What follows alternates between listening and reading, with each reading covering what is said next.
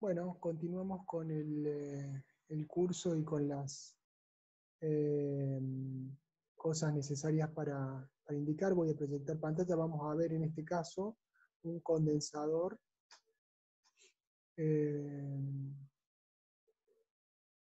Vamos a ver un condensador horizontal por los tubos y después vamos a ver un vertical también.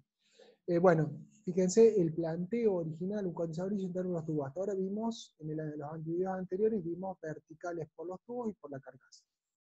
Ahora vamos a ver, perdón, horizontales y verticales por la carcasa. Ahora vamos a ver horizontales por los tubos, ¿sí? En este caso, el ejercicio es básicamente exactamente igual. La cantidad de caudal, la presión de operación, que se le sume una atmósfera, y el delta P del agua, el de propanol, el cálculo de las temperaturas de condensación. Hasta ahí está todo igual, es lo mismo que los videos anteriores. La cálculo de la carga térmica, ¿sí? El caudal de refrigeración y la curva de condensación. La curva de condensación es exactamente igual porque estamos usando la misma base para todos los cálculos para explicar las diferencias. Se calcula el delta T medio logarítmico, como ya venimos viendo en los ejercicios. Se calcula el área de diseño, que en este caso 80 metros cuadrados. Se define el equipo a utilizar, con todas las características propias del equipo. Y bueno, y acá empezamos. Acuérdense que cuando hablábamos de coeficiente de transferencia de calor para la condensación por los tubos, había las ecuaciones eran diferentes que por la carcasa, ¿sí? Si les parece, lo podemos refrescar.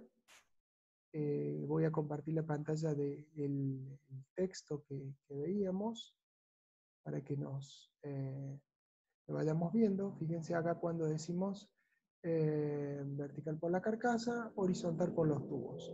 En el caso de horizontal por los tubos, como habíamos dicho, teníamos que tener o evaluar dos tipos de flujo, el flujo estratificado y el flujo anular. Para eso se procedían con estas ecuaciones, esta ecuación para el flujo estratificado y esta ecuación para flujo anular, ¿sí? A través de la correlación de Boyko-Crugilin.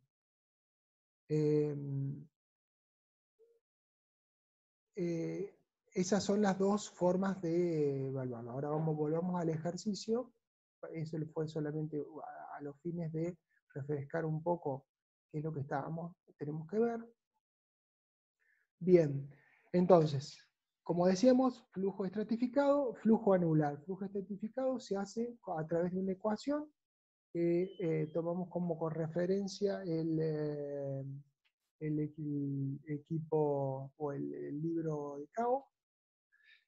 Y bueno, calculamos, acá nos da 1654 Joule segundo metro cuadrado grado Kelvin, y para el flujo anular, también tomamos el libro de Cao, sacamos un CP de líquido, un PRAM de líquido.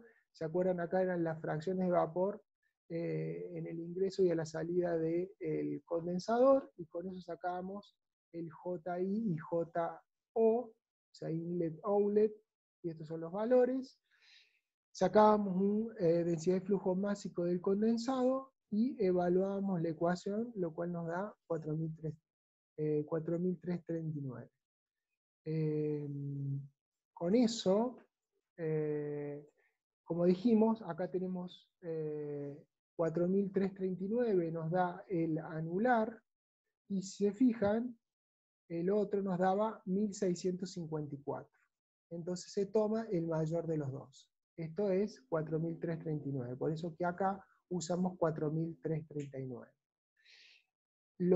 Como es dentro de los tubos, lo referenciamos para el exterior de los tubos, igual que hacemos intercambiadores de calor, y de así sacamos el coeficiente, bueno, luego de esto hacemos el coeficiente pericular de la carcasa, que es la parte que va con agua, en este caso, y con lo cual usamos las ecuaciones, en este caso las ecuaciones de Kern, para sacar el H de la carcasa, para hacerlo rápido, digamos.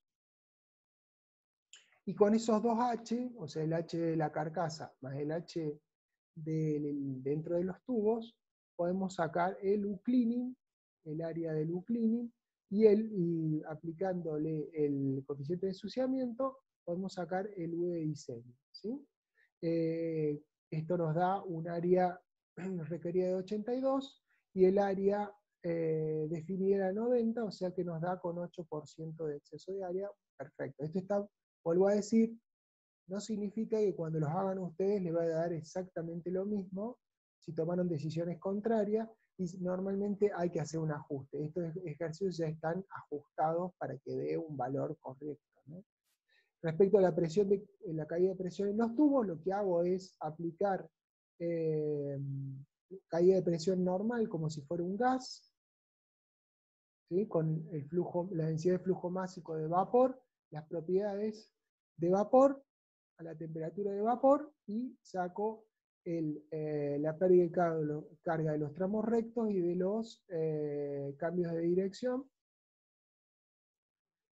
con lo cual saco la pérdida de carga total, que me da 0,28 contra 0,50, que es la aceptable, y con eso puedo calcular o terminar el diseño, ya que después, ya que si está bien, puedo seguir, ese intercambiador hasta ahí está bien, me falta solamente la caída de presión del lado de la carcasa, que en este caso la saco, y me da 0,5 contra 0,75 que estaba especificada que debería ser.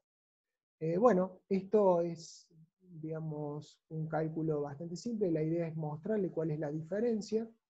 Podemos pasar a otro equipo, que esto es horizontal por los tubos. Vamos a pasar a vertical por los tubos con flujo hacia abajo, si se acuerdan, en la teoría, y se la puedo mostrar.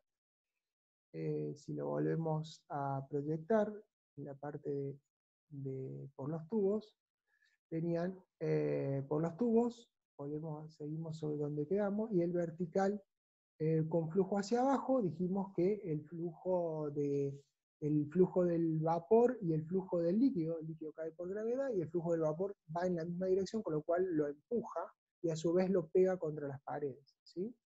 Entonces, se calculaba de las dos formas. Se calcula el coeficiente pelicular de la correlación Boyko-Crucilin para flujo anular, o sea, pegado a las paredes,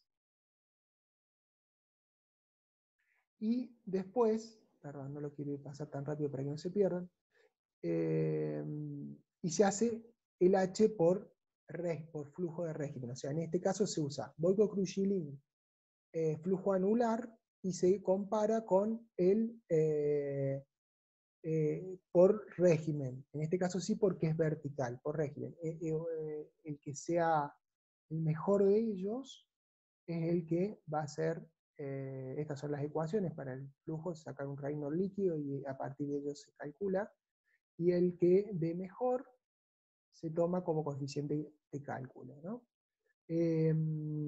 Compartamos la pantalla del ejercicio para que lo vean en los hechos. El ejercicio entonces es un condensador de vertical por los tubos, de flujo hacia abajo. Los datos son exactamente los mismos, la temperatura que calculo es exactamente lo mismo, toda esta parte es igual, la carga térmica es igual, el cálculo del refrigerante es exactamente igual, la curva de condensación es exactamente igual a la anterior, el cálculo de delta T mínimo es igual, acá calculo el área de diseño 1250 y con eso saco el área del equipo, y acá, bueno, defino el equipo que voy a usar,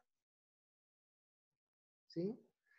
Y bueno, con esto puedo sacar el coeficiente pelicular del lado de los tubos. Como les decía, había dos correlaciones que íbamos a usar. Vamos a hacer Boyko-Crucilin anular, correlación Boyko-Crucilin, que veníamos en la otra, también la hicimos, que es, es tomar el CP líquido, el PRAN líquido y el caudal másico del ingreso del condensador o a la salida del condensador. Con eso sacamos los valores.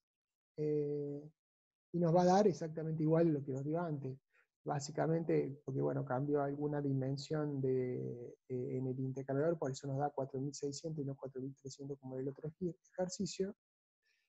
Y teniendo el tipo de flujo, la consideración del tipo de flujo, sacábamos un Reynolds, como el Reynolds da 6000, nos tenemos que posicionar en más de 1600, ¿sí? Y usar esa ecuación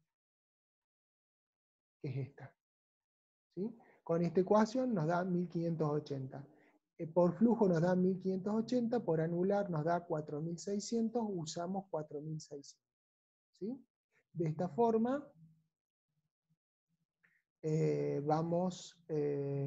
podemos calcular el H, como es por el interior de los tubos, lo referenciamos al exterior de los tubos, y ya con eso seguimos el cálculo normal, calculando el coeficiente para el lado de la carcasa, que es exactamente igual al método, en este caso aplicamos el método de Kern por el lado de la carcasa, ya que es agua la que intercambia en ese caso, y luego de eso establecemos con las dos H el U-cleaning, el área limpia, y aplicando el coeficiente de ensuciamiento sacamos el U de diseño y el área de diseño que nos da 81, ¿sí?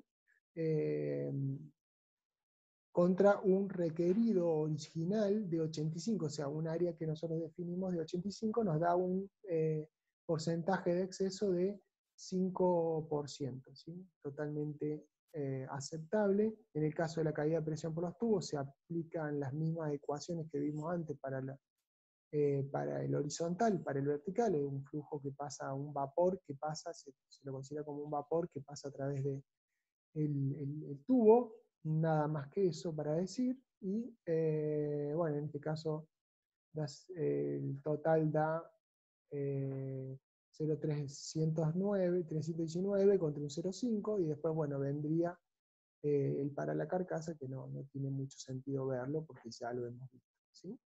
Esto es, en general, cómo debe hacerse. Vamos a ver, o sea, lo que vimos hasta ahora fue horizontal por los tubos, vertical por los tubos con el flujo hacia abajo del vapor. Vamos a ver ahora vertical por los tubos, pero con flujo hacia arriba del vapor, o sea, un condensador de reflujo, ¿sí? En este caso tenemos exactamente igual. Vamos a dejar de compartir para mostrarle cuál era lo que decía la teoría. La teoría que estuvimos mostrando, a ver, acá está. Si se fijan, vertical por los tubos con flujo hacia arriba o de condensador de reflujo, teníamos que aplicar el criterio de Hewitt. Primero resolvíamos el criterio de Hewitt y en función de eso calculábamos por régimen de flujo, ¿sí? ¿Sí? De distintos tipos de flujo. Se calculaba esa, ¿sí? Y ya quedaba listo, ¿sí? Entonces, vamos a ver el ejercicio en particular.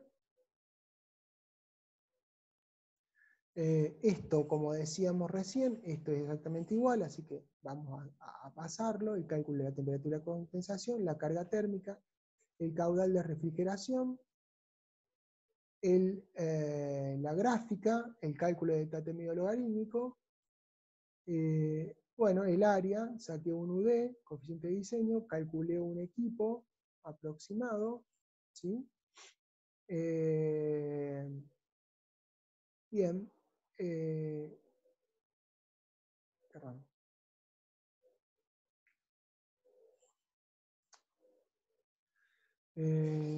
Coeficiente global real, calculé un diámetro de carcasa con una correlación, en este caso es una correlación, y aplico el criterio de Hewitt-Taylor, ¿sí? Básicamente lo que hago acá es calculo una velocidad del vapor, ¿sí? En el extremo inferior del tubo, es decir, cuando la cantidad de vapor es como si circulara una fase sola, o sea, como si la cantidad de vapor estuviera toda como vapor, como si estuviera toda como si fuera líquido, ¿sí? Y con eso calculo la posibilidad de taponamiento. En este caso me da 0,58, que es menor de 0,6.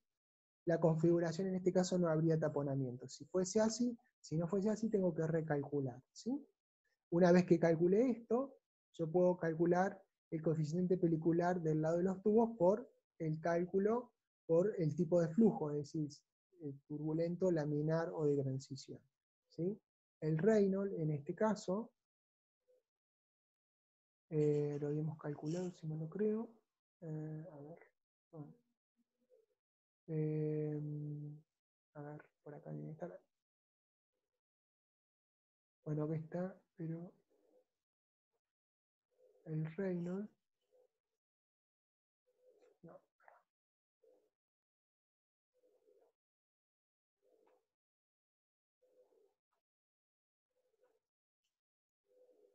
No, no lo estoy obteniendo. Debe estar en la parte superior calculado. Déjenme ver, un cachito, no lo había repasado esta parte.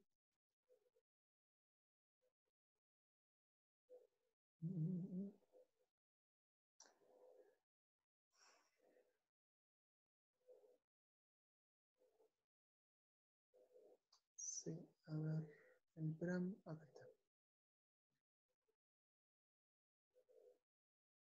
Acá está calculado. A ver.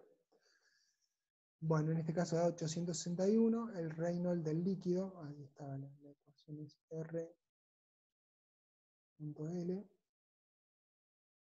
da 806, ¿sí? Ese era el Reynolds, por eso sacamos régimen transición, si mal no creo, a ver. Sí, entre 600 y cosas. Por eso da, en este caso, es régimen de transición, porque el Reynolds es 800, es la fórmula intermedia, y con eso podemos calcular el H que da, y con ese H, H y 0, ya lo tenemos listo. Y bueno, y después calculamos el coeficiente pelicular del lado de la carcasa, y tenemos, una vez que sacamos el coeficiente pelicular del lado de la carcasa,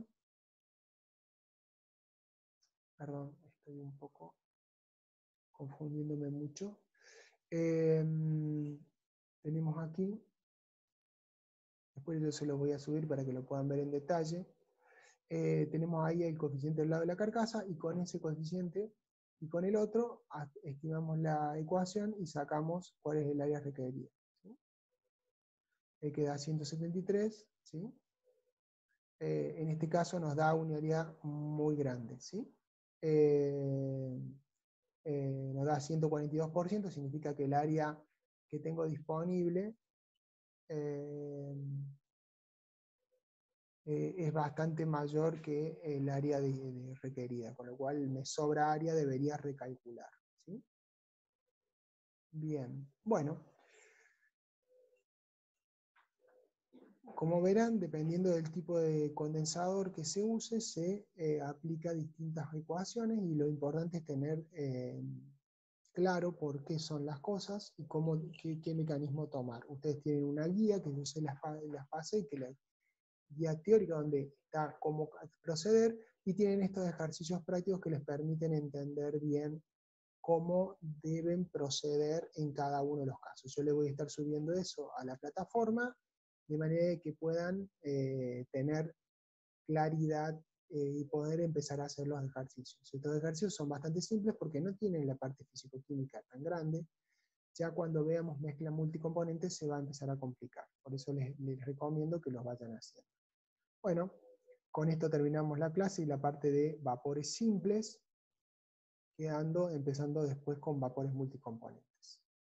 Listo, entonces, hasta luego, nos vemos.